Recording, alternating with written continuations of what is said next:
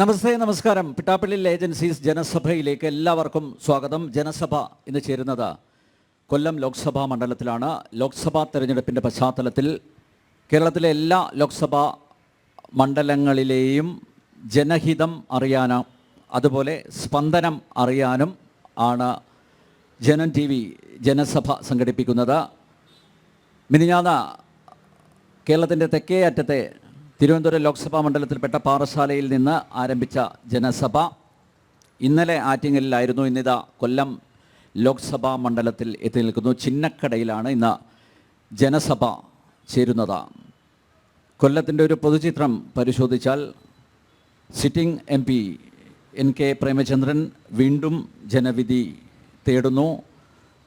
ഇടതുമുന്നണിയെ പ്രതിനിധീകരിച്ച് sitting MLA ആയ cinema നടൻ കൂടിയായ മുകേഷാണ് അദ്ദേഹത്തിൻ്റെ പ്രധാന എതിരാളിയായി രംഗത്ത് ഉള്ളത്.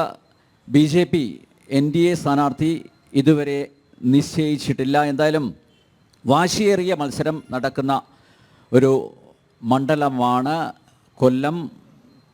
നമുക്ക് കൊല്ലത്തെ വോട്ടർമാർ, സമ്മതിദായകർ എങ്ങനെ ഈ ലോക്സഭാ തെരഞ്ഞെടുപ്പിനെ നോക്കിക്കാണുന്നു എന്ന് വിശദമായി പരിശോധിക്കാം. ഞങ്ങളുടെ ക്ഷണം സ്വീകരിച്ച് 3 മുന്നണികളുടെയും പ്രതിനിധികൾ ഇവിടെ എത്തിച്ചേർന്നിട്ടുണ്ട്. അവരെ പരിചയപ്പെടാം.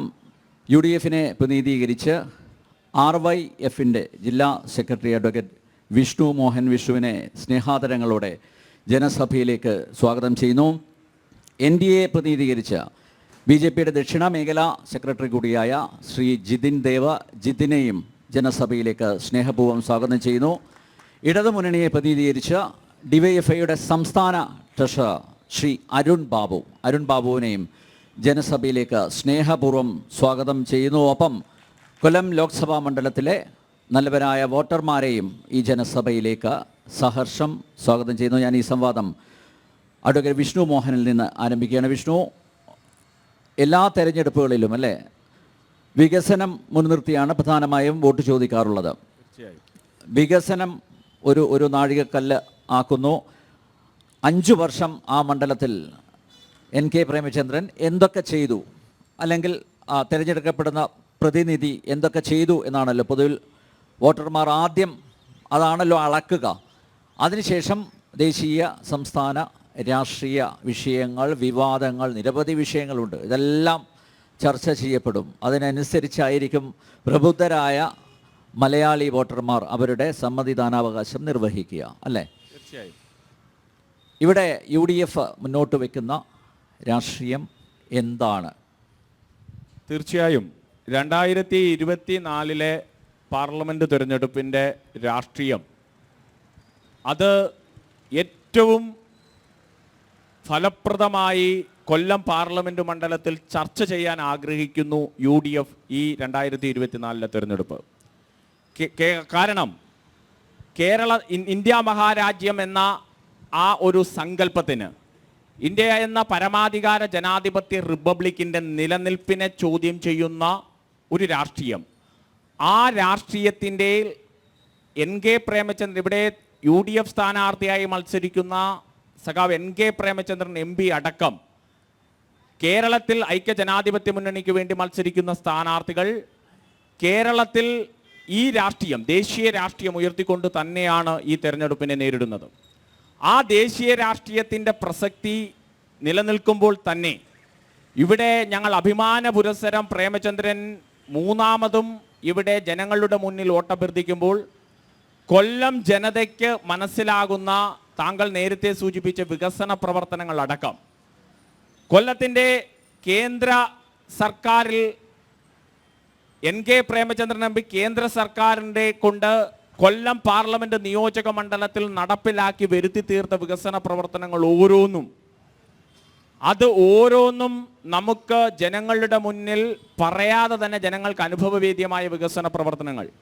നമ്മളുടെ ഈ സംവാദം നടക്കുന്ന ഇതിൻ്റെ തൊട്ടപ്പുറത്ത് ഏതാണ്ട് 361 കോടി രൂപയ്ക്ക് ഇന്ത്യയിലെ തന്നെ അന്താരാഷ്ട്ര നിലവാരത്തിലേക്ക് ആദ്യം ഉയർത്താൻ പറ്റുന്ന റെയിൽവേ സ്റ്റേഷൻ അടക്കം, അല്ലെങ്കിൽ റെയിൽവേ സ്റ്റേഷൻ്റെ അന്താരാഷ്ട്ര നിലവാരത്തിലേക്ക് കൊണ്ടുവരിക എന്ന അതിൻ്റെ നിർമ്മാണ പ്രവർത്തനങ്ങൾ ഏതാണ്ട് 2025 ദ്രുതഗതിയിൽ പൂർത്തിയാക്കത്തക്ക രീതിയിലെ നിർമ്മാണ പ്രവർത്തനങ്ങൾ ഈ ചർച്ച നടക്കുന്ന സമയത്ത് പോലും നടന്നു വരികയാണ്.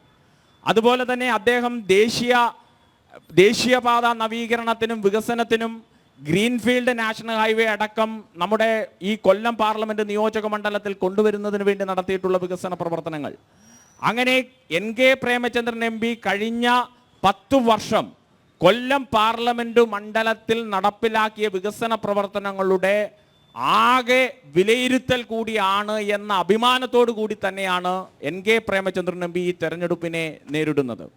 അപ്പം ഞങ്ങളുടെ ദേശീയ രാഷ്ട്രീയത്തിൽ ഞങ്ങളുടെ മുന്നണി നയിക്കുന്ന ദേശീയ രാഷ്ട്രീയം പ്ലസ് NK പ്രേമചന്ദ്രൻ MP കൊല്ലം മണ്ഡലത്തിൽ നടപ്പിലാക്കിയ വികസന പ്രവർത്തനങ്ങൾ, അതുമാത്രമല്ല ഒരു പാർലമെന്റേറിയൻ എന്ന നിലയിൽ, ഒരു പാർലമെന്റിലെ അംഗം എന്ന നിലയിൽ NK പ്രേമചന്ദ്രന്റെ സാന്നിധ്യം ഇന്ത്യൻ പാർലമെന്റിനകത്തും പുറത്തും അദ്ദേഹം കൂടി നേതൃത്വം നൽകുന്ന ഇന്ത്യ മുന്നണിയുടെ രൂപീകരണത്തിന് ഉൾപ്പെടെ അദ്ദേഹം പാർലമെന്റിനകത്തും പുറത്തും നടത്തിയിട്ടുള്ള ഇടപെടലുകൾ, അദ്ദേഹത്തിന്റെ പാർലമെന്ററി പ്രവർത്തനങ്ങളെ ഇന്ത്യ ആകെ മൊത്തം അംഗീകരിച്ചു. ഇന്ത്യയുടെ പൊതു രാഷ്ട്രീയ അല്ലെങ്കിൽ പൊതു രാഷ്ട്രീയ ചിത്രത്തിൽ പോലും തെളിയുന്ന ഒരു മുഖമായി NK പ്രേമചന്ദ്രൻ MPയുടെ പാർലമെന്ററി രാഷ്ട്രീയ പ്രവർത്തനങ്ങൾ കൂടി ഈ തെരഞ്ഞെടുപ്പിൽ ജനങ്ങൾ വിലയിരുത്തുന്നതിന് വേണ്ടി ഐക്യജനാധിപത്യ മുന്നണി ജനങ്ങളുടെ മുന്നിൽ വയ്ക്കുന്നു. അപ്പോൾ ഈ 3 കാര്യങ്ങളാണ് ഇന്ത്യയുടെ ദേശീയ രാഷ്ട്രീയം, അതുപോലെ തന്നെ NK പ്രേമചന്ദ്രൻ MP കൊല്ലം നിയോജക മണ്ഡലത്തിൽ പാർലമെന്റ് നിയോജക മണ്ഡലത്തിൽ ഏതാണ്ട് ആര്യങ്കാവിൽ നിന്ന് തുടങ്ങി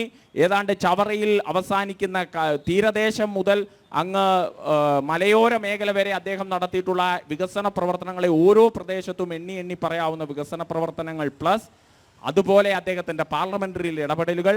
മറ്റൊരു പ്രധാനപ്പെട്ട കേരളത്തിലെ, പ്രത്യേകിച്ച് കൊല്ലത്ത് അത് ചർച്ച ചെയ്യുമ്പോൾ, കേരളത്തിൽ അധികാരത്തിലിരിക്കുന്ന ഗവൺമെന്റിന്റെ കൂടി വിലയിരുത്തലിൽ കൊല്ലം ജനതയുടെ അഭിപ്രായം എന്താണ് എന്ന്, അല്ലെങ്കിൽ ആ അഭിപ്രായം സ്വരൂപിക്കുന്നതിന് വേണ്ടി കൂടിയുള്ള ഒരു തെരഞ്ഞെടുപ്പ് പ്രവർത്തനമാണ് ഐക്യജനാധിപത്യ മുന്നണി ഈ തെരഞ്ഞെടുപ്പിൽ കൊല്ലം ജനതയുടെ മുന്നിൽ വെക്കുന്നത്. പ്രധാനമന്ത്രിക്ക് പ്രേമചന്ദ്രനോട് പ്രത്യേക സ്നേഹമുണ്ട്, പ്രത്യേക പരിഗണന നൽകുന്നുണ്ട്, അതുപോലെ തിരിച്ചുണ്ട് കേട്ടോ.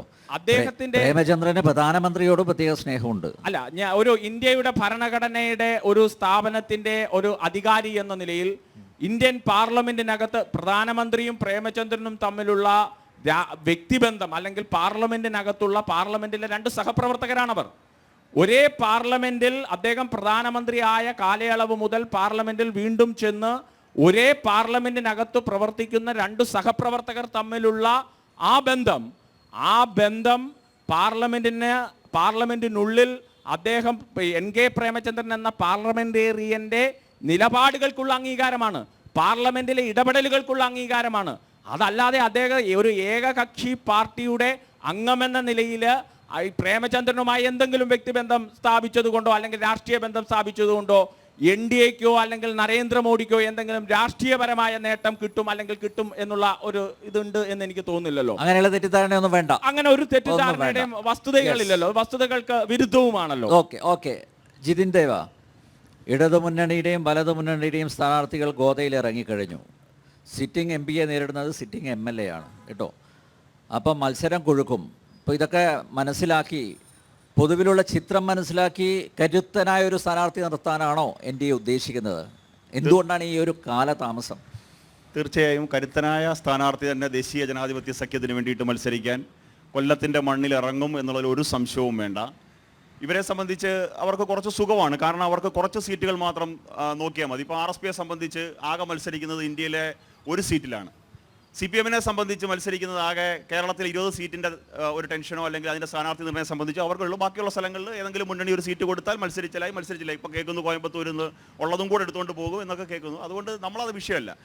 NDA ആകെ പ്രഖ്യാപിച്ചിട്ടുള്ളത് 195 സ്ഥാനാർത്ഥികളെയാണ്. 2ാം ഘട്ട സ്ഥാനാർത്ഥി പട്ടികയ്ക്ക് വേണ്ടിയിട്ട് കഴിഞ്ഞ ദിവസം പാർട്ടിയുടെ പാർലമെന്ററി പാർട്ടി യോഗം ചേർന്നു. വലിയ താമസമില്ലാതെ തന്നെ 2ാം ഘട്ട സ്ഥാനാർത്ഥി പട്ടിക വരും. സ്വാഭാവികമായും ആ പട്ടികയിൽ NDAയുടെ കൊല്ലം സ്ഥാനാർത്ഥി ഉണ്ടാകും എന്ന പ്രതീക്ഷയിലാണ് കൊല്ലം ലോക്സഭാ മണ്ഡലത്തിലെ മുഴുവൻ BJP പ്രവർത്തകരും. പക്ഷേ സ്ഥാനാർത്ഥി വന്നാലും ഇല്ലെങ്കിലും ഞങ്ങൾക്ക് ഉയർത്തി കാണിക്കാൻ സാധിക്കുന്ന നരേന്ദ്രമോദി എന്നൊരു ലോകാരാധ്യനായ പ്രധാനമന്ത്രി, അദ്ദേഹത്തിന് വേണ്ടിയിട്ടാണ് ഞങ്ങൾ വോട്ട് ചോദിക്കുന്നത്. അതുകൊണ്ട് തെരഞ്ഞെടുപ്പ് പ്രവർത്തനങ്ങളുടെ പ്രാഥമിക ഘട്ടങ്ങളെല്ലാം ഞങ്ങൾ പൂർത്തിയാക്കി. സ്ഥാനാർത്ഥി ഒരു ഫാക്ടർ മാത്രമാണ്. ഫാക്ട് നരേന്ദ്രമോദിയാണ്. അപ്പം നരേന്ദ്രമോദിക്ക് വേണ്ടിയിട്ടാണ് വോട്ട് ചോദിക്കുന്നത്. നരേന്ദ്രമോദിയെ മുൻനിർത്തി NDA വോട്ട് തേടുമ്പോൾ ഈ കൊല്ലം നിവാസികൾക്കുൾപ്പെടെ പ്രയോജനകരമായ 100 കണക്കിന് ജനക്ഷേമ പദ്ധതികളാണ് ഞങ്ങൾക്ക് വെക്കാനുള്ളത്. ഇവിടെ എൻ്റെ പ്രിയപ്പെട്ട സുഹൃത്ത് വിഷ്ണു പുട്ടിന് പീരെ പോലെ എൻ കെ പ്രേമചന്ദ്രൻ ഇങ്ങനെ പറയുന്നുണ്ടായിരുന്നു.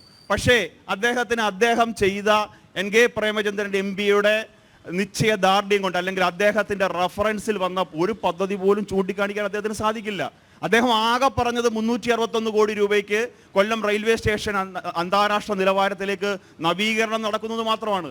ഇത് സംബന്ധിച്ച് കൊല്ലം റെയിൽവേ സ്റ്റേഷനിൽ അന്താരാഷ്ട്ര രംഗത്തേക്ക് ഉയർത്തുന്ന നവീകരണം വേണം എന്ന് പറഞ്ഞ് എന്തെങ്കിലും എഴുത്തുകുത്ത് പ്രേമചന്ദ്രൻ നടത്തിയിട്ടുണ്ടോ? ഇല്ല. ഇതൊക്കെ ഈ രാജ്യത്ത് നരേന്ദ്രമോദി ഗവൺമെന്റ് നടത്തുന്ന ഇൻഫ്രാസ്ട്രക്ചർ ഡെവലപ്മെന്റിന്റെ ഭാഗമാണ്. മെമു ഷെഡ് അവകാശപ്പെടാൻ സാധിക്കുമോ? റെയിൽവേ സ്റ്റേഷൻ അങ്ങ് പറഞ്ഞുകൊണ്ടാണ് ഞാൻ ചോദിക്കുന്നത്. കൊല്ലത്ത് മെമു ഷെഡ് അനുവദിക്കണം എന്ന് പറഞ്ഞ് എൻ കെ പ്രേമചന്ദ്രൻ്റെ MP ഇത് പ്രഖ്യാപിക്കുന്നതിന് മുമ്പ് ഈ പ്രധാനമന്ത്രിക്ക് അയച്ച എന്തെങ്കിലും ഒരു കത്ത് അല്ലെങ്കിൽ റെയിൽവേ മന്ത്രിക്ക് കൊടുത്ത ഏതെങ്കിലും ഒരു ലെറ്ററിന്റെ കോപ്പി അങ്ങേക്ക് കാണിക്കാൻ സാധിക്കുമോ? ഇല്ല. എന്ന് വെച്ചാൽ ഈ രാജ്യത്ത് അടിസ്ഥാന സൗകര്യ വികസനത്തിൽ സമാനതകളില്ലാത്ത വികസനമാണ് നടക്കുന്നത്. നോക്കൂ, എത്രയോ 40 വർഷങ്ങൾക്ക് മുമ്പ് സ്ഥലമെടുത്തിട്ട കൊല്ലം ബൈപ്പാസ് പൂർത്തീകരിക്കാൻ 2014 നരേന്ദ്രമോദി വേണ്ടി വന്ന സാഹചര്യമാണ് ഈ നാട്ടിലുള്ളത്. അന്നേരമാണ് ഒരു പറയാൻ. പിന്നെ ഹൈവേയുടെ കാര്യം അദ്ദേഹം പറഞ്ഞു, ഗ്രീൻഫീൽഡ് ഹൈവേ. ഭാരത്മാല പ്രോജക്റ്റ് ഈ രാജ്യത്ത് മുഴുവൻ ഇംപ്ലിമെന്റ് ചെയ്തതാണ്. ഞങ്ങൾ ഭരിക്കുന്നതും ഭരിക്കാത്തതുമായ എല്ലാ സംസ്ഥാനങ്ങളിലും പുതിയ നാഷണൽ ഹൈവേകൾ നിർമ്മിക്കണം. രാജ്യത്തിൻ്റെ അടിസ്ഥാന സൗകര്യ വികസനം മെച്ചപ്പെട്ടെങ്കിൽ മാത്രമേ, രാജ്യത്തെ കണക്ടിവിറ്റി മെച്ചപ്പെട്ടെങ്കിൽ മാത്രമേ ഈ രാജ്യം വികസിത രാജ്യമാകൂ എന്നുള്ള പ്രധാനമന്ത്രിയുടെ കാഴ്ചപ്പാടാണ്. അതുകൊണ്ട് ഞങ്ങൾ ശ്രീ നരേന്ദ്രമോദിയെ, ഈ രാജ്യത്തിൻ്റെ അഭിമാനമായ ലോകാരാധനായ പ്രധാനമന്ത്രിയെ മുൻനിർത്തിയാണ് തെരഞ്ഞെടുപ്പിനെ നേരിടുന്നത്. ഞങ്ങളുടെ സ്ഥാനാർത്ഥി അധികം താമസിയാതെ രംഗപ്രവേശം ചെയ്യും.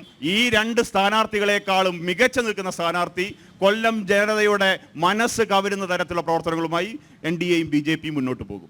യെസ്, അരുൺ ബാബു, പൊതു തെരഞ്ഞെടുപ്പിൽ കേന്ദ്ര സർക്കാരിൻ്റെ പ്രവർത്തനങ്ങൾ വിലയിരുത്തും. ഒപ്പം സംസ്ഥാന സർക്കാരിൻ്റെ ഭരണ നേട്ടങ്ങൾ അതും എന്തായാലും നിങ്ങൾ ചർച്ചയ്ക്ക് വിധേയമാക്കും അല്ലേ? ഇപ്പോൾ സിറ്റിംഗ് MP-യെ നേരിടാൻ സിറ്റിംഗ് MLA ആണ് ഇറക്കിയിരിക്കുന്നത്. നമുക്കറിയാം, കഴിഞ്ഞ തെരഞ്ഞെടുപ്പിൽ, ലോക്സഭാ തെരഞ്ഞെടുപ്പിൽ പാർട്ടിയുടെ പോളിറ്റ് ബ്യൂറോ മെമ്പറെ തന്നെയാണ് ഇറക്കിയത് അല്ലേ? ഇപ്പോൾ MLA ഇറക്കുന്നു. അപ്പോൾ വിജയം സുനിശ്ചിതമാണ്, തിരിച്ചു പിടിക്കും എന്ന പൂർണ്ണ വിശ്വാസമുണ്ട്. തീർച്ചയായും ഈ തെരഞ്ഞെടുപ്പിൽ ഇടതുപക്ഷ ജനാധിപത്യ മുന്നണിയുടെ സ്ഥാനാർത്ഥി സഖാവ് M. മുകേഷ് ഈ മണ്ഡലത്തിൽ ഉജ്ജ്വലമായ വിജയം നേടുമെന്ന് തന്നെയാണ് കൊല്ലത്തിൻ്റെ ജനത ഉറച്ചു വിശ്വസിക്കുകയും ആ നിലയിലേക്കാണ്, വലിയ സ്വീകാര്യതയാണ് സ്ഥാനാർത്ഥി ഈ മണ്ഡലത്തിലാകെ ജനങ്ങളുടെ ഇടയിലേക്ക് ചെല്ലുമ്പോൾ ഈ കൊല്ലം ജനത ഹൃദയത്തിൽ ഏറ്റുവാങ്ങിക്കൊണ്ടാണ് സഖാവ് M. മുകേഷിനെ സ്വീകരിക്കുന്നത്. ഇവിടെ ബഹുമാനപ്പെട്ട BJPയുടെയും UDFിൻ്റെയും നേതാക്കന്മാർ ഇവിടെ പറഞ്ഞപ്പോൾ ഈ തെരഞ്ഞെടുപ്പിൻ്റെ രാഷ്ട്രീയത്തെക്കുറിച്ച് പറഞ്ഞ ഘട്ടത്തിൽ ദേശീയ രാഷ്ട്രീയവും നമ്മുടെ രാജ്യത്തിൻ്റെ വികസനവും അത് മുന്നോട്ട് വെക്കുന്ന ഒരു തെരഞ്ഞെടുപ്പ് തന്നെയാണ്. നമ്മുടെ രാജ്യത്തിൻ്റെ വികസനം ഏതു നിലയിലേക്കാണ് മുന്നോട്ട് പോകുന്നത്? സാധാരണക്കാരൻ്റെ വികസനം, അവൻ്റെ ക്ഷേമം, അതുപോലെ തന്നെ അതുമായി ബന്ധപ്പെട്ട വിദ്യാഭ്യാസം, തൊഴിൽ, പാർപ്പിടം, കൃഷി, അങ്ങനെയുള്ള ഈ രാജ്യത്തിൻ്റെ അടിസ്ഥാന മേഖലയെ വികസിപ്പിച്ചുകൊണ്ട് മുന്നോട്ട് പോകുന്നതിന് ഏത് നിലയിലുള്ള നയങ്ങളാണ് രാജ്യത്തെ ഗവൺമെൻറ് സ്വീകരിച്ചതെന്നുള്ളത് ഈ തെരഞ്ഞെടുപ്പിനകത്ത് തീർച്ചയായും നമ്മുടെ രാജ്യം ചർച്ച ചെയ്യപ്പെടുക തന്നെ ചെയ്യും. അതുപോലെ തന്നെ ഇന്ത്യ രാജ്യം കഴിഞ്ഞ 10 വർഷക്കാലം കൊണ്ട് ഏറെ പിന്നോക്കം പോകുന്നത് നാം കണ്ടതാണ്. ഇവിടെ വികസനത്തെക്കുറിച്ച് പറഞ്ഞപ്പോൾ നമ്മുടെ രാജ്യം കുതിക്കുന്നത് പട്ടിണിക്കാരൻ്റെ രാജ്യമായിട്ടാണ്. ഗ്ലോബൽ ഹങ്കർ ഇൻഡെക്സ് റേറ്റ് വന്നപ്പോൾ ഇന്ത്യ രാജ്യം 111ാം സ്ഥാനത്തേക്ക് കുതിക്കുന്നത് പട്ടിണിക്കാരൻ്റെ രാജ്യമായി ഇന്ത്യ രാജ്യം കുതിക്കുകയാണ്. ഇവിടെ യോഗി ആദിത്യനാഥിൻ്റെ ഉത്തർപ്രദേശും ഗുജറാത്തും ബീഹാറും അതുപോലെ രാജസ്ഥാനും മധ്യപ്രദേശുമെല്ലാം പട്ടിണിക്കാരൻ്റെ നാടായി മാറുകയാണ്. 50%-അധികമാണ് ഉത്തർപ്രദേശിൽ നിന്നും പട്ടിണിക്കാരുടെ ലിസ്റ്റ് വരുന്നത്. ആ നിലയിൽ നമ്മുടെ രാജ്യത്തിനകത്ത് പൊരിയുന്ന വയറുമായി അർദ്ധപട്ടിണിക്കാരൻ തെരുവുകൾക്കകത്ത് ഒരു നേരത്തെ ഭക്ഷണത്തിന് വേണ്ടി യാചിക്കുമ്പോൾ അവൻ്റെ പട്ടിണി മാറ്റാൻ ഈ രാജ്യത്തെ സർക്കാരിൻ്റെ കയ്യിൽ പദ്ധതിയില്ല എന്നുള്ളത് നമ്മൾ മനസ്സിലാക്കണം. അവിടെയാണ് ഈ കേരളം രാജ്യത്തിൻ്റെ മുമ്പിൽ അഭിമാനകരമായ നേട്ടം. ഈ 2025 ഇന്ന് നമ്മൾ മനസ്സിലാക്കേണ്ടത് രാജ്യത്തിനകത്ത് പല സംസ്ഥാനങ്ങൾക്കകത്തും 50%-ലധികം പട്ടിണിക്കാരുള്ളപ്പോൾ ഈ കേരളത്തിനകത്ത് 0.7% മാത്രമാണ്. ആ 7% വരുന്ന ചെറിയ നമ്പർ ആളുകളെ ഈ 2025 നവംബർ മാസമാകുമ്പോൾ ഈ കേരളം ലോകത്തിന് മുമ്പിൽ തലയെടുപ്പോടുകൂടി ആർജവത്തോടുകൂടി ഞങ്ങൾ അഭിമാനപൂർവ്വം പറയുകയാണ്, ഈ പട്ടിണിക്കാരില്ലാത്ത നാടായി ഈ കൊച്ചു കേരളം മാറുന്നത് ഇടതുപക്ഷ ജനാധിപത്യ മുന്നണി ഗവൺമെന്റിന്റെ വികസന നേട്ടമാണ്. ആ വികസനമാണ് ഞങ്ങൾ പറയുന്നത്. ഞങ്ങൾ ഈ രാജ്യത്തിന് മുമ്പിൽ നരേന്ദ്രമോദിയോടും BJPയോടും പറയുന്നത്, ഞങ്ങൾ സാധാരണ ജനങ്ങളെ ചേർത്തു നിർത്തിക്കൊണ്ടുള്ള അവന്റെ ക്ഷേമവും വികസനവും ചേർത്തു നിർത്തിക്കൊണ്ടുള്ള ആ ക്ഷേമ പദ്ധതികളിൽ കൂടിയാണ് മുന്നോട്ട് പോകുന്നത്. ഇവിടെ നിരവധി വികസനത്തെക്കുറിച്ച് പറഞ്ഞു. ഇവിടെ ദേശീയപാത വികസനവുമായി ബന്ധപ്പെട്ട് പറഞ്ഞു. കേരളം സ്ഥലം ഏറ്റെടുത്തു കൊടുത്തത് അഭിമാനകരമായ നേട്ടമാണ്. ഇവിടെ രാജ്യം ഭരിക്കുന്ന BJPയുടെ നേതാക്കന്മാർ തന്നെ കേരളത്തിലെ സംസ്ഥാന അധ്യക്ഷനും ഇന്ത്യ രാജ്യത്തിന്റെ പ്രധാനമന്ത്രിയുമെല്ലാം പറഞ്ഞത് കേരളത്തിൽ സ്ഥലമെടുപ്പ് നടക്കുന്നില്ല. ആ സ്ഥലമെടുത്തു കൊടുക്കാൻ ഈ കേരളത്തിൽ അന്ന് ഭരിച്ചിരുന്ന ഉമ്മൻചാണ്ടിയുടെ നേതൃത്വത്തിലുള്ള സർക്കാരിന് കഴിയാത്തത് കൊണ്ട് ഈ കേരളത്തിൽ നിന്ന് നാഷണൽ ഹൈവേ അതോറിറ്റി അവരുടെ ഓഫീസും പൂട്ടിപ്പോയതാണ്. ഈ കേരളത്തിലെ ഇടതുപക്ഷ ജനാധിപത്യ മുന്നണി സർക്കാരാണ് 5000 കോടിയോ അധികം രൂപ ചെലവഴിച്ചുകൊണ്ട് സ്ഥലം ഏറ്റെടുത്തു കൊടുത്തത്. ഇന്ന് കേരളത്തിലെ പ്രധാനപ്പെട്ട ചില മാധ്യമങ്ങളിൽ വന്നൊരു വാർത്തയുണ്ട്. എന്താണ്? അങ്ങ് ഈ ദേശീയ പാത വികസനം യാഥാർത്ഥ്യമാകുമ്പോൾ, ദേശീയപാതയുടെ പണി പൂർത്തീകരിക്കുമ്പോൾ അങ്ങ് കാസർഗോഡ് മുതൽ തിരുവനന്തപുരം വരെ യാത്ര ചെയ്യണമെങ്കിൽ 1650 രൂപ ടോൾ കൊടുത്തെങ്കിൽ മാത്രമേ ഈ രാജ്യത്തെ സാധാരണക്കാരന്റെ നികുതി പണം ഉപയോഗിച്ചുകൊണ്ട് പണി കഴിപ്പിച്ച ഈ രാജ്യത്തെ നാഷണൽ ഹൈവേയുടെ യാത്ര ചെയ്യണമെങ്കിൽ 1650 രൂപ ടോൾ കൊടുത്തെങ്കിൽ മാത്രമേ യാത്ര ചെയ്യാൻ കഴിയൂ എന്നുള്ള സാഹചര്യമാകുകയാണ്. ഈ കേരളം രാജ്യത്തിന് മുമ്പിൽ പറഞ്ഞത് ഇടതുപക്ഷ ജനാധിപത്യ മുന്നണി ഗവൺമെന്റ് ആണ് പറഞ്ഞത്. ഈ കേരളത്തിൽ അധികാരം വന്നപ്പോൾ ടോളുകളില്ലാത്ത റോഡുകളായി ഈ കേരളത്തിലെ സംസ്ഥാന പാതകളെ മാറ്റിത്തീർത്തത് കേരളത്തിലെ ഇടതുപക്ഷ ജനാധിപത്യ മുന്നണി ഗവൺമെന്റ് ആണ്. ഈ നിലയിൽ രാജ്യത്തെ ദേശീയപാത വികസനവുമായി ബന്ധപ്പെട്ട് വരുമ്പോൾ നമ്മുടെ പോക്കറ്റുകൾ കൊള്ളയടിക്കുന്ന സ്ഥിതിയിലേക്ക് മാറുകയാണ്. അതുപോലെ തന്നെ ഇവിടെ BJPയുടെ നേതാവ് പറഞ്ഞല്ലോ സ്ഥാനാർത്ഥിയെക്കുറിച്ച്. എന്തായാലും ജനൻ ടിവിക്കെങ്കിലും BJPയുടെ സ്ഥാനാർത്ഥിയെക്കുറിച്ചും BJPക്കാരെ കുറിച്ച് കൂട്ടിയിരുത്തി ഇങ്ങനെ ഒരു ചർച്ച നടത്തണമെന്ന് തോന്നിയതിൽ ഞങ്ങൾക്ക് സന്തോഷമുണ്ട്. കാരണം കൊല്ലത്തെ BJPക്കാർ തെരുവിൽ അലയുകയാണ് ഒരു സ്ഥാനാർത്ഥിക്ക് വേണ്ടി. അവരെല്ലായിടത്തും BJPയുടെ ജില്ലാ കമ്മിറ്റി ഓഫീസിലും മണ്ഡലം കമ്മിറ്റി ഓഫീസിലും ഇദ്ദേഹം ഇവിടെ വന്നപ്പോഴും ചോദിച്ചു, സ്ഥാനാർത്ഥി ഉടനെ എങ്ങാനും ആകുമോ? പനയത്തുനിന്ന് ഒരാൾ പറയുന്നു ഞാനാണ് സ്ഥാനാർത്ഥിയെന്ന്, കൊല്ലത്തുനിന്ന് വേറൊരാൾ പറയുന്നു ഞാനാണ് സ്ഥാനാർത്ഥിയെന്ന്, സിനിമാ നടന്മാർ 2-3 ആളുകൾ പറയുന്നു ഞങ്ങളാണ് സ്ഥാനാർത്ഥികളെന്ന്, മറ്റൊരാൾ ഓടി ഓടി പറയുന്നു ഞാനാണ് സ്ഥാനാർത്ഥിയെന്ന്. ആരാണ് നിങ്ങളുടെ സ്ഥാനാർത്ഥി? നിങ്ങൾക്ക് സ്ഥാനാർത്ഥി ഉണ്ടാകുമോ? നിങ്ങളുടെ സ്ഥാനാർത്ഥിയെ UDFന്റെ സ്ഥാനാർത്ഥി നിശ്ചയിക്കും. അദ്ദേഹത്തിന് പരുവപ്പെട്ട ഒരാളെ തിരക്കി നടക്കുകയാണ്. അദ്ദേഹം ഇപ്പോൾ ഡൽഹിയിലേക്ക് പോയത് നമ്മൾ അറിഞ്ഞു. 3 ദിവസക്കാലമാണ് നരേന്ദ്രമോദിയുടെ ഓഫീസിന്റെ ചുറ്റിൽ കറങ്ങിയടിച്ചു നടന്നത്. അദ്ദേഹത്തെ കണ്ടു, എനിക്ക് പറ്റിയ ഒരാളെ തരണമേ എന്ന് അഭ്യർത്ഥിച്ചു. അതിന് പറ്റിയ ആളെ അദ്ദേഹം തന്നെ തിരക്കി ഇവർക്ക് കൊടുക്കും. കഴിഞ്ഞ വർഷത്തെ സ്ഥാനാർത്ഥിയെ നമ്മൾ കണ്ടതാണ്. അദ്ദേഹത്തെ സ്വീകരിക്കാൻ വേണ്ടി ഒരു സ്ഥാനാർത്ഥിയെ പ്രഖ്യാപിച്ചു. അദ്ദേഹത്തെ പ്രഖ്യാപിച്ചപ്പോൾ കൊല്ലത്തുകാരെല്ലാവരും പരസ്പരം നോക്കി ആരാണ് BJPയുടെ സ്ഥാനാർത്ഥി. അങ്ങനെ BJPയുടെ സ്ഥാനാർത്ഥി അങ്ങ് എറണാകുളത്തു നിന്നോ മറ്റേതോ കിഴക്കൻ അവിടെ മറ്റേതോ ജില്ലകളിൽ മലബാറിൽ നിന്ന് ഏതോ ജില്ലകളിൽ നിന്ന് വരുന്നുണ്ടെന്ന് പറഞ്ഞു. അങ്ങനെ അദ്ദേഹത്തെ സ്വീകരിക്കാൻ വേണ്ടി കൊല്ലത്ത് റെയിൽവേ സ്റ്റേഷനിൽ കൊല്ലത്തെ BJPയുടെ നേതാക്കന്മാരെല്ലാം മാലയും ബൊക്കയുമായി നിന്നു. സ്ഥാനാർത്ഥി ഇറങ്ങി. സ്ഥാനാർത്ഥിയെ BJP നേതാക്കന്മാർക്ക് അറിയത്തില്ല, BJP നേതാക്കന്മാരെ സ്ഥാനാർത്ഥിക്കും അറിയത്തില്ല. ബൊക്കയും മാലയുമായി നിന്ന ആളുകൾ അവിടെ തന്നെ നിന്നു. സ്ഥാനാർത്ഥി ഓട്ടോ പിടിച്ചു BJP ഓഫീസിൽ ചെന്നു. BJPയുടെ ഓഫീസ് പരമാവധി ഓട്ടോക്കാർക്കൊന്നും കൊല്ലത്തറിയാത്തതുകൊണ്ട് എങ്ങനെയൊക്കെ തപ്പിപ്പിടിച്ച് BJP ഓഫീസിൽ എത്തിച്ചു. അദ്ദേഹം പിന്നെ തിരക്കി നിന്ന ആളുകൾ തിരിച്ചു വന്നപ്പോൾ പരസ്പരം ചോദിക്കുകയാണ് നമ്മുടെ സ്ഥാനാർത്ഥി എന്തിയെന്ന്. അപ്പൊ ഇദ്ദേഹം പറഞ്ഞു കൊടുക്കുക ഞാനാണ് നിങ്ങളുടെ സ്ഥാനാർത്ഥി എന്ന്. കൊല്ലക്കാർക്ക് അറിഞ്ഞുകൂടാത്ത സ്ഥാനാർത്ഥിയല്ലേ നിങ്ങൾ കഴിഞ്ഞ തവണ അവതരിപ്പിച്ചത്? അതിനു മുമ്പ് ആരായിരുന്നു? PM വേലായുധൻ. അദ്ദേഹം തന്നെ വളരെ സങ്കടത്തോടു കൂടി പിന്നീട് പറഞ്ഞു ഞാനൊരു പിന്നോക്കക്കാരനായതുകൊണ്ട്, ഞാനൊരു പട്ടികജാതിക്കാരനായതുകൊണ്ട് ഈ കൊല്ലത്തെ BJP RSS നേതാക്കന്മാർ NK പ്രേമചന്ദ്രന്റെ കയ്യിൽ നിന്ന് പണം വാങ്ങി എന്നെ കബളിപ്പിച്ചു, എന്നെ വഞ്ചിച്ചു എന്ന് PM വേലായുധൻ വളരെ സങ്കടത്തോടു കൂടി ഈ കേരളത്തിലെ മാധ്യമങ്ങളെ നോക്കി പറയുന്നത് നമ്മൾ കേട്ടതാണ്. എന്നാൽ നമ്മൾ കരുതേണ്ടത് കൊല്ലത്തെ BJPക്കാർ തിരിച്ചറിയണം, നിങ്ങളുടെ സ്ഥാനാർത്ഥിയെ നിങ്ങൾക്ക് നിശ്ചയിക്കാനുള്ള അവകാശമെങ്കിലും നേടിയെടുക്കാനുള്ള കരുത്ത് ഈ തെരഞ്ഞെടുപ്പിൽ BJP കാട്ടണമെന്നുള്ള അഭ്യർത്ഥനയാണ് BJPക്കാരോട് ഞങ്ങൾക്ക് പറയാനുള്ളത്. UDFന്റെ സ്ഥാനാർത്ഥി തന്നെ BJPയുടെ സ്ഥാനാർത്ഥിയെ തന്നെ പ്രഖ്യാപിക്കുന്ന വിരോധാഭാസം എവിടെയാണ് കാണാൻ കഴിയുന്നത്? അതുപോലെ തന്നെ ഇവിടെ ബൈപ്പാസിന്റെ കാര്യങ്ങൾ പറഞ്ഞു. എത്ര വർഷക്കാലമായി മുടങ്ങിക്കിടന്ന കൊല്ലം ബൈപ്പാസ് ആ നിർമ്മാണം പൂർത്തീകരിച്ചത് സഖാവ് പിണറായി വിജയൻ എന്ന് പറയുന്ന കരുത്തുള്ള നിശ്ചയദാർഢ്യമുള്ള ഈ കേരളത്തെ വികസനത്തിലേക്ക് കുതിപ്പിക്കുന്ന സഖാവ് പിണറായി വിജയൻ കേരളത്തിന്റെ മുഖ്യമന്ത്രി ആയപ്പോഴാണ് കൊല്ലം ബൈപ്പാസിന്റെ ആ നിർമ്മാണം പൂർത്തീകരിച്ചത്. അത് ഇവിടെ NK പ്രേമേന്ദ്രനും BJPയും കൂടെ ചേർന്ന് ഒരു ഉദ്ഘാടനമൊക്കെ നടത്തിയത് അവർ ബായി ആയി ഒറ്റ ചങ്ങായിമാരായി നടക്കുന്നത് കൊണ്ട് അതിന്റെ ഭാഗമായിട്ടാണ്. അതുകൊണ്ട് കൊല്ലത്തെ കോൺഗ്രസ്സുകാരോട് RSPക്കാരോട് ഞങ്ങൾക്ക് പറയാനുള്ളത്, കൊല്ലം ഒരു തൊഴിലാളി വർഗ പ്രസ്ഥാനത്തിന്റെ തൊഴിലാളി വർഗത്തിന്റെ ഈറ്റില്ലമാണ്. അത് കക്ഷി രാഷ്ട്രീയത്തിനപ്പുറത്തേക്ക് തൊഴിലാളി വർഗത്തിന്റെ ഈറ്റില്ലമാണ്. സഖാവ് TK ദിവാകരന്റെയും അതുപോലെ തന്നെ നിരവധിയായിട്ടുള്ള നേതാക്കന്മാർ VP രാമകൃഷ്ണപിള്ളയും ബേബി ജോൺ സാറിനെ പോലെയുള്ള ശ്രീകണ്ഠൻ നായർ സാറിനെ സഖാവിനെ പോലെയുള്ള വലിയ നേതാക്കന്മാരുണ്ടായിരുന്ന സ്ഥലം, അവിടുത്തെ തൊഴിലാളി വർഗത്തെ വഞ്ചിച്ച, ഇവിടുത്തെ മതനിരപേക്ഷതയെ ഒറ്റുകൊടുക്കുന്ന ഈ UDFന്റെ സ്ഥാനാർത്ഥിയെ കൊല്ലത്തെ കോൺഗ്രസ് തിരിച്ചറിയണം. ഇവിടെ INTUCയിലെ നിരവധി തൊഴിലാളികൾ ഇവിടെ നിൽപ്പുണ്ട്. ആ INTUC തൊഴിലാളികളെ കോമാളികൾ എന്ന് വിളിച്ച BJPക്കാർക്ക് വേണ്ടി കോമാളികൾ എന്ന് വിളിച്ച ഇവരെ തിരിച്ചറിയണമെന്ന അഭ്യർത്ഥനയാണ് ഈ തെരഞ്ഞെടുപ്പുമായി ബന്ധപ്പെട്ട് ഞങ്ങൾക്ക് പറയാനുള്ളത്. ഓക്കെ, എന്തായാലും മൂന്ന് മുന്നണികളുടെയും പ്രതിനിധികൾ അവരുടെ രാഷ്ട്രീയ നിലപാടുകൾ വിശദീകരിച്ചു കഴിഞ്ഞു. ഇനി രണ്ടാം ഘട്ടത്തിൽ വോട്ടർമാരിലേക്ക് പോവുകയാണ്.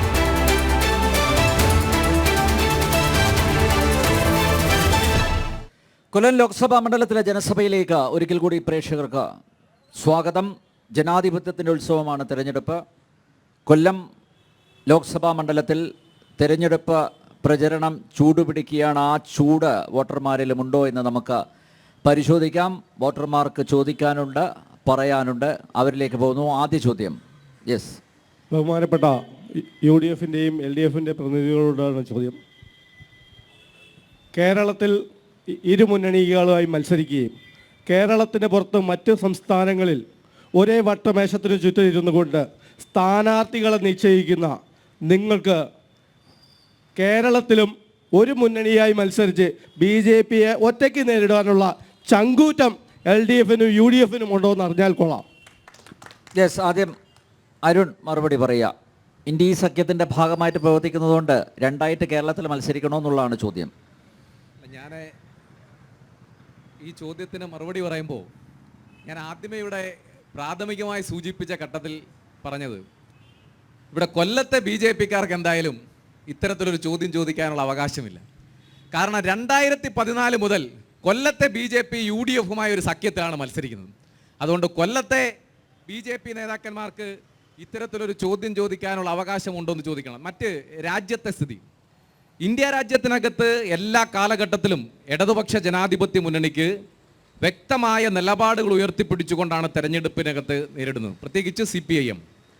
നമ്മുടെ രാജ്യത്തിനകത്ത് ഇന്ന് രാജ്യത്ത് അധികാരത്തിലിരിക്കുന്ന BJPയുടെ നേതൃത്വത്തിലുള്ള ഗവൺമെൻറ് ഇന്ത്യ രാജ്യത്തിൻ്റെ ജനാധിപത്യത്തെയും മതനിരപേക്ഷതയും ഇല്ലാതാക്കുന്ന, ഇന്ത്യയെ ഒരു മതരാഷ്ട്രമാക്കി മാറ്റാൻ വേണ്ടിയുള്ള ശ്രമമാണ് നടക്കുന്നത്. നമ്മുടെ രാജ്യത്തെ തെരഞ്ഞെടുപ്പ് കമ്മീഷൻ അടക്കമുള്ള ഭരണഘടനാ സ്ഥാപനങ്ങളെ അവരെ ഒരു ഭരണവിലാസം സംഘടനകളാക്കി മാറ്റുന്ന, അതിനെയെല്ലാം കക്ഷി രാഷ്ട്രീയത്തിൻ്റെ ഭാഗമാക്കി മാറ്റുന്ന നിലയിലേക്ക് മാറുമ്പോൾ നമ്മുടെ രാജ്യത്തിൻ്റെ ഭരണഘടനയെ സംരക്ഷിക്കാൻ, ജനാധിപത്യത്തെ സംരക്ഷിക്കാൻ, ഈ രാജ്യത്തെ സെക്കുലറിസത്തെ സംരക്ഷിക്കാൻ ആ പോരാട്ടത്തിൻ്റെ ഭാഗമായി ഇന്ത്യ രാജ്യത്തെ BJPയെ മാറ്റി നിർത്തിക്കൊണ്ടൊരു ജനാധിപത്യ ചേരിയെ ശക്തിപ്പെടുത്തുന്നതിന് വേണ്ടി ഈ രാജ്യത്തിനകത്ത് ഒരു BJP ബദൽ ഗവൺമെൻറ് രൂപപ്പെടുത്തുന്നതിന് വേണ്ടി ഞങ്ങൾ ഈ രാജ്യത്തിനകത്ത് മതനിരപേക്ഷ ചേരിയെ ശക്തിപ്പെടുത്തും. അതിനുവേണ്ടിയാണ് ഈ തെരഞ്ഞെടുപ്പ് പോരാട്ടത്തിൽ ഞങ്ങൾ ഇടപെടുന്നത്. എല്ലാവരും ഒരു നിമിഷം. കേരളം എല്ലാ കാര്യത്തിലും മാതൃകാപരമായിട്ടുള്ള നിലപാടുകൾ സ്വീകരിക്കുന്നതാണല്ലോ. അതുകൊണ്ട് ഇന്ത്യ സഖ്യത്തിൻ്റെ ഭാഗമായിട്ട് പ്രവർത്തിക്കുന്ന രണ്ട് പാർട്ടികൾ എന്ന നിലയ്ക്ക് ഇവിടെ ഒരുമിച്ച് പ്രവർത്തിച്ചുകൂടെ എന്ന് സ്വാഭാവികമായിട്ടും വോട്ടർമാർക്ക് സംശയം ഉണ്ടാവും. ഒരു കാര്യം കൂടെ കൂട്ടിച്ചോട്ടെ. ഒരു സിമ്പിൾ ക്വസ്റ്റ്യൻ ആണ് അദ്ദേഹം ചോദിച്ചത്. എന്തിനാണ് ഈ പ്രതിക്രിയവാദവും ഭൗതികവാദവും വിളിച്ച് ഇവിടെ കൊണ്ട് കയറ്റുന്നത്?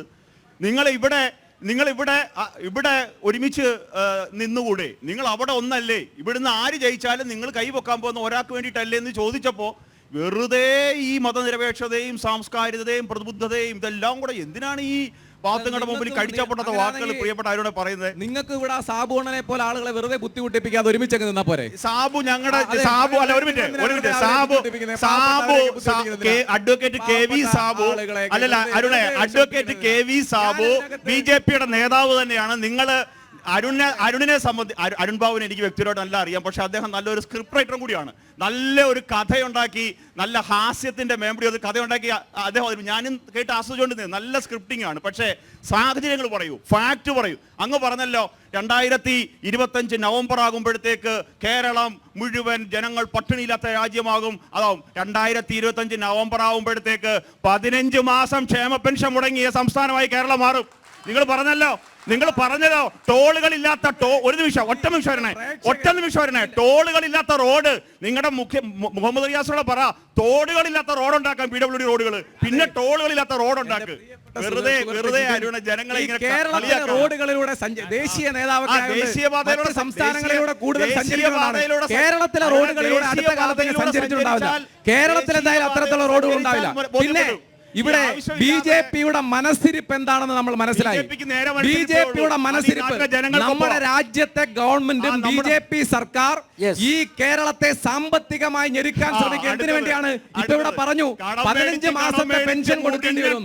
ഈ കേരളം ഇന്നലെ കേരളത്തിന്റെ ധനകാര്യ വകുപ്പ് മന്ത്രി സഖാവ് KN ബാലഗോപാൽ പ്രഖ്യാപിച്ചു, ഈ വരുന്ന 15-ാം തീയതി ക്ഷേമ പെൻഷൻ വിതരണം ചെയ്യുമെന്ന് പ്രഖ്യാപിച്ച നാടാണ് കേരളം. പിന്നെ ക്ഷേമ പെൻഷൻ കൊടുക്കുമെന്ന് പറഞ്ഞു.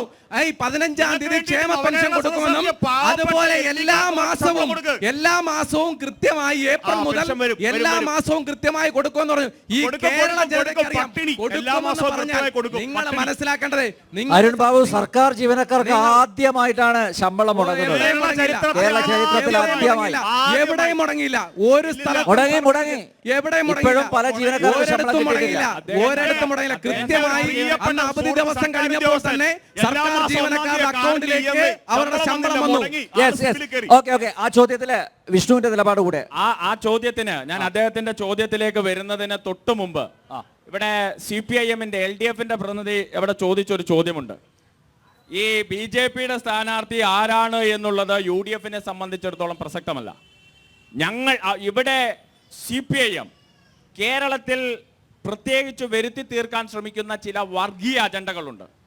BJP നേരിട്ട് വർഗീയത നടത്തുന്നു എങ്കിൽ CPIM അല്ല, ഞാൻ ഒന്ന് പറഞ്ഞോട്ടെ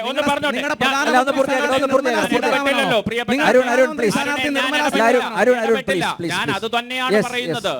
ആ വർഗീയ അജണ്ടകൾ പലപ്പോഴും അറിയാതെ ഇങ്ങനെ ആവേശത്തിനിടയിൽ പുറത്തു വരാറുണ്ട്.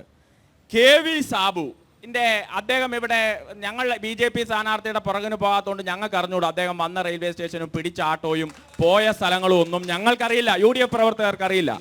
പക്ഷേ ഒരു കാര്യം അരുണിന് കൃത്യമായി അത് എങ്ങനെ അറിയുന്നു എന്നുള്ളത് മറ്റൊരു ചോദ്യം. ഞാൻ അതിലേക്ക് പോകുന്നില്ല. ഞാനൊന്ന് ചോദിച്ചോട്ടെ,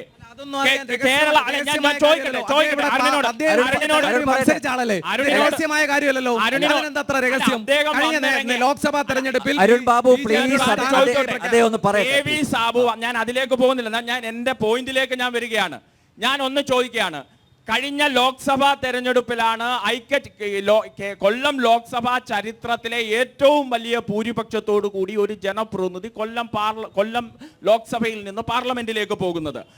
ആ പാർലമെന്റ് തെരഞ്ഞെടുപ്പിലടക്കം UDFനെ BJP സഹായിച്ചു എന്നാണ് അരുൺ ബാബു ഇവിടെ സ്ഥാപിക്കാനൊക്കെ ശ്രമിച്ചു വരുന്നത്. KV സാബുവിനെ അറിയാൻ വയ്യാത്ത സ്ഥാനാർത്ഥി എന്നൊക്കെ പറഞ്ഞുകൊണ്ട്.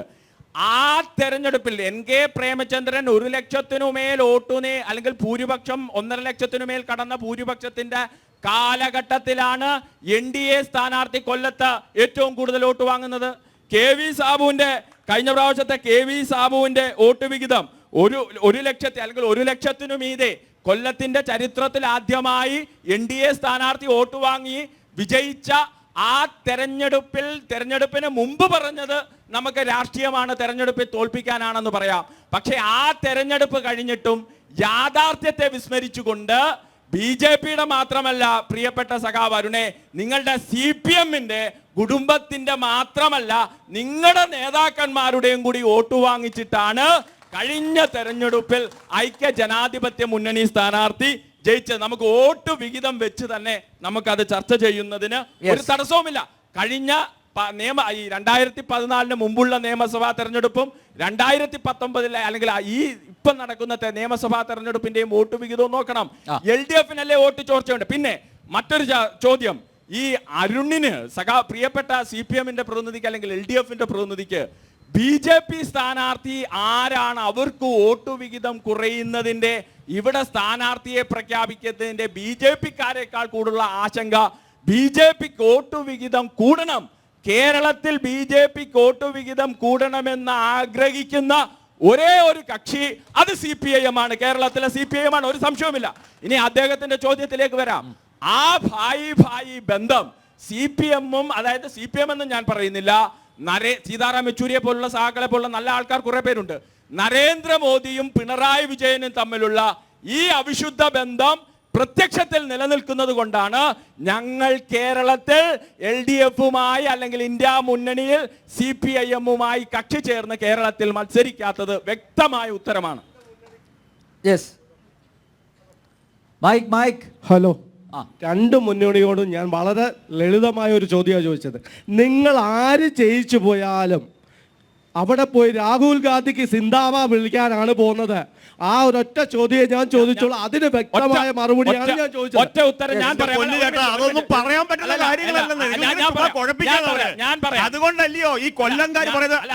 ഒരു സെക്കൻഡ്, കൊല്ലംകാർ പറയുന്ന ഒരു കാര്യമുണ്ട്, കണി കാണാൻ സാധിക്കാത്ത MLA എന്ന്.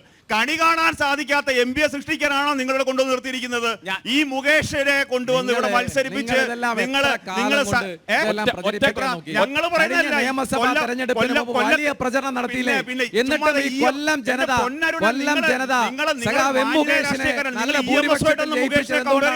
എന്തുകൊണ്ടാണ് 1800 കോടി രൂപയുടെ വികസനമാണ് 100 കോടി 1800 കോടിയുടെ വികസനം?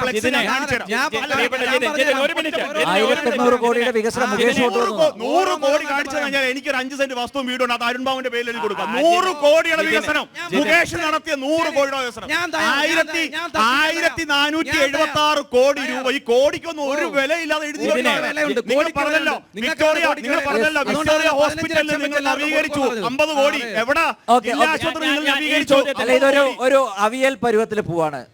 നിങ്ങൾ പറയുന്നതൊന്നും ഇത് പ്രേക്ഷകരിലേക്ക് എത്തണം, അതുപോലെ വോട്ടർമാരിലേക്ക്. ചേട്ടാ ഒന്ന് അവിടെ ഇരുന്നേ പ്ലീസ്, ബഹളം വെക്കാതെ. അപ്പോ ഒരു മിനിറ്റ്, ആ മൈക്കിന് എന്തോ പ്രശ്നമുണ്ട്, അതൊന്ന് നോക്കണം. ഞാനൊന്ന് മറുപടി പറഞ്ഞോട്ടെ. ഇദ്ദേഹത്തിന് എന്റെ ഉത്തരം മനസ്സിലായില്ല. പെട്ടെന്ന് ഇദ്ദേഹത്തിന് ഒരു സംശയവും വേണ്ട, വളരെ കൃത്യമാണ്. ഈ കേരളത്തിൽ നിന്ന് ജയിച്ചു പോകുന്ന മുഴുവൻ UDF MP-മാരും ഇന്ത്യ മുന്നണിയുടെ പ്രധാനമന്ത്രി സ്ഥാനാർത്ഥിക്ക് വോട്ട് ചെയ്യുമെന്നുള്ള കാര്യത്തിൽ ഒരു സംശയവും വേണ്ട. പക്ഷെ കേരളത്തിൽ നിന്ന് ജയിച്ചു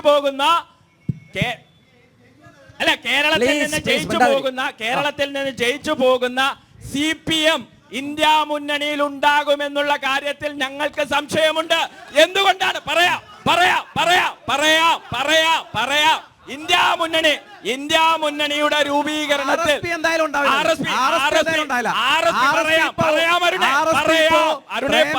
രാഷ്ട്രീയ താല്പര്യം വെച്ച് ഉപ്പുവെച്ച കലം പോലായല്ലോ. ഒരു പഞ്ചായത്ത് മെമ്പർ പോലും ഇല്ലാത്ത നിലയിലേക്ക് RSP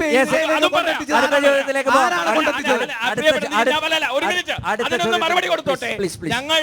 ഞങ്ങൾക്ക് കേരളത്തിൽ പാർലമെന്റ് അംഗങ്ങളില്ലെന്നും അല്ലെങ്കിൽ ഞങ്ങൾക്ക് നിയമസഭാ അംഗങ്ങളില്ല എന്നുള്ള പരിപ്രേക്ഷ്യമാണല്ലോ പറഞ്ഞത്. ഞാനൊന്ന് ചോദിച്ചോട്ടെ, ഞങ്ങൾ ഇടതുപക്ഷത്തിനോടൊപ്പം നിൽക്കുന്ന പശ്ചിമ ബംഗാളിലും അരുണേ ഞങ്ങളുടെ അവസ്ഥ ഇതാണ്. ഞങ്ങൾക്ക് നിയമസഭാ അംഗമില്ല എന്നുള്ളതൊന്നുമല്ല. മറ്റൊരു കാര്യം, നിങ്ങൾ ഇവിടെ പറയുന്ന ഇന്ത്യ മുന്നണിയിലെ സ്ഥിരം പ്രതിനിധി, CPIM-ന്റെ സ്ഥിരം പ്രതിനിധി ആരാണ്? ഇന്ത്യ മുന്നണിക്ക് രൂപം നൽകി ഇന്ത്യ മുന്നണിയുടെ മുന്നണി രൂപീകരണ പ്രവർത്തനങ്ങളിൽ കമ്മ്യൂണിസ്റ്റ് പാർട്ടി CPI-ക്ക് സ്ഥിരം പ്രതിനിധി ഉള്ളപ്പോഴും CPIM-ന് ഇതുവരെ സ്ഥിരം പ്രതിനിധി അയക്കാതെ ഇന്ത്യ മുന്നണിക്ക് അകത്താണോ പുറത്താണോ എന്നറിയാതെയാണ് കേരളത്തിൽ CPIM നിൽക്കുന്നത് എന്നുള്ള കാര്യത്തിൽ ഒരു സംശയം. അടുത്ത ചോദ്യത്തിലേക്ക് അടുത്ത ചോദ്യം. ബഹുമാനപ്പെട്ട ഇടതുപക്ഷത്തിന്റെ പ്രതിനിധിയോടാണ് അവതാരകന്റെ വളരെ മനോഹരമായ ഒരു ചോദ്യത്തിന് ഇടതുപക്ഷത്തിന്റെ പ്രതിനിധി ഇടതുപക്ഷത്തിന്റെ സ്ഥാനാർത്ഥിയെ പരാമർശിക്കാതെ അങ്ങ് പോയി. അരുണെ, മുകേഷ് ഇടതുപക്ഷത്തിന്റെ സ്ഥാനാർത്ഥിയായിട്ടുള്ള മുകേഷിന്റെ വികസനം കാണണമെങ്കിൽ മുകേഷിന്റെ നാട്ടുകാരനാണ് ഞാനും പട്ടത്താനത്തുകാരനാണ്. മുകേഷിന്റെ വീട്ടിന്റെ മുന്നിലെ റോഡ്, MLA വീട്ടിന്റെ മുന്നിലെ റോഡ് വെച്ച് ഫ്ലെക്സ് അടിച്ച് നിങ്ങൾ വോട്ട് ചോദിക്കണം. പൊടി പോലും കാണാനില്ല എന്ന് നമ്മൾ പണ്ട് അമുൽ സ്പ്രേയിൽ പറയുന്നുണ്ട്. അതുപോലെയാണ് കൊല്ലത്തെ ജനങ്ങൾ പറയുന്നത്. പൊടി പോലും കാണാനില്ലാത്ത MLA ആണ് കൊല്ലം മണ്ഡലത്തിലുള്ളത്. ആ MLA ആണ് ഇവര് മത്സരിപ്പിക്കുന്നത്. രണ്ടാമത്തെ ചോദ്യം, ഈ കറണ്ട് ചാർജ് വർദ്ധിപ്പിച്ച്, വെള്ളക്കരം വർദ്ധിപ്പിച്ച്, കെട്ടിട നികുതി വർദ്ധിപ്പിച്ച്, ഭൂനികുതി വർദ്ധിപ്പിച്ച്, ഭൂമിയുടെ രജിസ്ട്രേഷൻ ഫീസ് വർദ്ധിപ്പിച്ച്, എന്തിന് പരാതി കൊടുക്കാൻ പോകുന്ന FIR-ന് വരെ 50 രൂപയാക്കി, ബസ് ചാർജ് വർദ്ധിപ്പിച്ച്, ഓട്ടോ ചാർജ് വർദ്ധിപ്പിച്ച്, പെട്രോളിന് 2 രൂപ സെസ് ഏർപ്പെടുത്തി, ഇരുചക്ര വാഹനത്തിന് നികുതി കൂട്ടി, കോർട്ട് ഫീസ് സ്റ്റാമ്പിന് വരെ വില കൂട്ടിയ ഇടതുപക്ഷം, സർക്കാർ ജീവനക്കാർക്ക് ശമ്പളം കൊടുക്കാത്ത ഇടതുപക്ഷം, KSRTC ജീവനക്കാർക്ക് ശമ്പളം കൊടുക്കാത്ത ഇടതുപക്ഷം, 7 മാസമായി പെൻഷൻ മുടക്കി ഇടതുപക്ഷം, നിങ്ങൾ എന്തർത്ഥത്തിലാണ് ഇവിടുത്തെ ജനങ്ങളോട് വോട്ട് ചോദിക്കുന്നത്? നിങ്ങൾക്ക് അഭിമാനത്തിന്റെ കണിക പോലും ഉണ്ടെങ്കിൽ സത്യത്തിൽ നിങ്ങൾ തെരഞ്ഞെടുപ്പിൽ മത്സരിക്കാതിരിക്കുകയാണ് വേണ്ടത്. ഇത്രമാത്രം ദ്രോഹിച്ച ഒരു ഗവൺമെന്റ്, ഈ കേരളത്തിനെ ദ്രോഹിച്ച ഒരു ഗവൺമെന്റ് നിങ്ങൾ എന്തർത്ഥത്തിലാണ് ഈ മുകേഷിനെ പോലെ? യഥാർത്ഥത്തിൽ ഇവിടെ പ്രേമചന്ദ്രന് വിജയിക്കുവാനുള്ള വഴി ഒരുക്കി കൊടുക്കുന്നത് നിങ്ങളാണ്. ഇത്രയും ദുർബലനായ ഒരു സ്ഥാനാർത്ഥി നിങ്ങൾ സ്വരാജിനെ പോലെയുള്ളവരെ ഈ മണ്ഡലത്തിൽ പരിഗണിച്ചിട്ട് ഇതുപോലെ ജനങ്ങൾക്ക് വേണ്ടാത്ത ഒരു MLA കൊല്ലത്തെ ജനങ്ങളെ പടക്കം പൊട്ടിച്ച് ആഘോഷിക്കുക. കാരണം എന്താണെന്നറിയോ? ഇവ എങ്ങനെയെങ്കിലും ഒക്കെ ജയിച്ചു കൂട്ടുന്ന. കാരണം എന്താണെന്നറിയോ? ഇവിടുന്ന് ഈ കൊല്ലം മണ്ഡലം രക്ഷപ്പെടുവതോടുകൂടി നിങ്ങൾ മുകേഷിന്റെ വികസനം കാണണമെങ്കിൽ എവിടെ പോകണം? ആശ്രാമത്തെ ലിങ്ക്, നമ്മുടെ KSRTC-യുടെ അവിടെ നിന്നുള്ള ലിങ്ക് റോഡ് ഉണ്ടല്ലോ, പകുതി വഴി കൊണ്ട് നിർത്തിയേക്കുന്ന 2022 ഓഗസ്റ്റ് മാസത്തിൽ പണി തീർന്ന് നിൽക്കുകയാണ്. പക്ഷേ പാലമുണ്ടോ? പാലമുണ്ട്. സഞ്ചരിക്കാൻ പറ്റുമോ? ഇല്ല. പേഴന്തുരുത്ത് പാലം ഇവിടുന്ന് നമ്മളുടെ പെരുമണി എന്ന് പണിഞ്ഞ് പകുതി കൊണ്ട് നിർത്തിയിട്ടുണ്ട്, പേഴന്തുരുത്തി എന്ന് പണിഞ്ഞ് പകുതി കൊണ്ട് നിർത്തിയിട്ടുണ്ട്. ഇങ്ങനെ ഇതുപോലെ വികസന വിരുദ്ധനായ ഒരു MLA കൊല്ലം മണ്ഡലത്തിൽ ഉണ്ടായിട്ടില്ലെന്നുള്ളത് മറക്കരുതെന്ന് മാത്രമാണ് എനിക്ക് പറയാനുള്ളത്. അരുൺ, എത്രയോ CPM-ന് എത്രയോ സമുന്നതരായിട്ടുള്ള നേതാക്കന്മാർ കൊല്ലത്തുണ്ട്. വൈ മുകേഷ്? എല്ലാവരും ചോദിക്കുന്നതാണ്, എന്തുകൊണ്ട് മുകേഷ്?